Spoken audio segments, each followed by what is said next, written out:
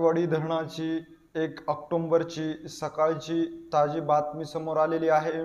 ह्या ताज्या बातमीनुसार जायकवाडी धरणामध्ये एकूण किती पाणीसाठा आहे, याचबरोबर जायकवाडीच्या धरणामध्ये इतर धरणातून येणारी पाण्याची आवक किती आहे आणि जायकवाडीच्या धरणातून गोदावरी नदी पात्रामध्ये पाण्याचा विसर्ग जो आहे तो किती क्युसेसने सुरू आहे, याविषयीची सविस्तर माहिती जी आहे ती आपण या पुढील व्हिडिओच्या माध्यमातून घेऊया। तर आज 1 ऑक्टोबरची सकाळी 6 वाजण्याची जायकवाडी धरणाविषयीची मोठी बातमी समोर आलेली आहे। या मोठ्या बातमीनुसार जायकवाडीचं जे धरण आहे त्यामध्ये एकूण पाणी पातळी जर पाहिली तर 1522 इतकी झालेली आहे। तर ह्यामधील उपयुक्त जो पाणीसाठा आहे तो 2999 इतका झालेला आहे आणि जायकवाडीचं जे धरण आहे ते पूर्ण 100% भरलेला असल्याचं देखील या आकडेवारीमध्ये सांगण्यात आलेलं आहे।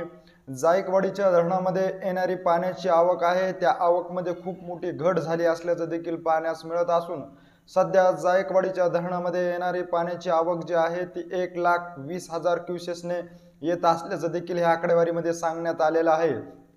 त्यामुळे जायकवाडीच्या धरणातून गोदावरी नदी पात्रामध्ये काल जर पाहिलं तर काल सकाळी 6 वाजता 1,75,000 क्युसेसने पाण्याचा जी विसर्ग होता तो सुरू होता।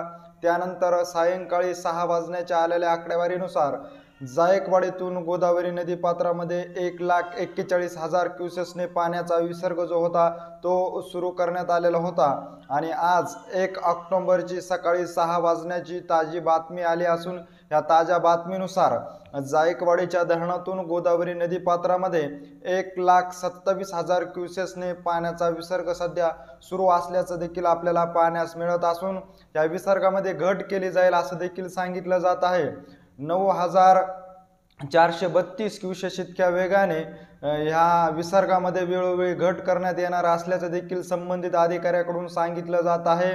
गोदावरी नदी पात्रामध्ये जायकवाडीच्या धरणातून जवळपास 3 लाखापेक्षा अधिक क्युसेसने पाण्याचा विसर्ग करण्यात आला होता, कारण जायकवाडीच्या पाणलोट क्षेत्रामध्ये जोरदार प्रमाणामध्ये पाऊस पडल्यामुळे आणि पाण्याची जी आवक होती ती आवक देखील 3 लाखाच्या घरामध्ये पोहोचले असल्यामुळे विसर्ग देखील 3 लाखापर्यंत वाढवण्यात आला असल्याचं देखील सांगितलं होतं। परंतु आता ह्या विसर्गामध्ये कुठेतरी घट होत असल्याचं पाहण्यास मिळत असून सध्या जायकवाडीच्या धरणातून गोदावरी नदी पात्रामध्ये 1,27,000 क्युसेसने पाण्याचा जो विसर्ग आहे तो सध्या चालू आहे आणि ह्या विसर्गामध्ये देखील घट करण्यात येणार असल्याचं देखील सांगितलं जात आहे। जायकवाडी धरणाविषयीची अशीच माहिती जर तुम्हाला वेळोवेळी जाणून घ्यायची असेल आणि तुम्ही अजूनही आमच्या चॅनलला जर सबस्क्राईब केलं नसेल तर नक्की सबस्क्राईब करा। धन्यवाद।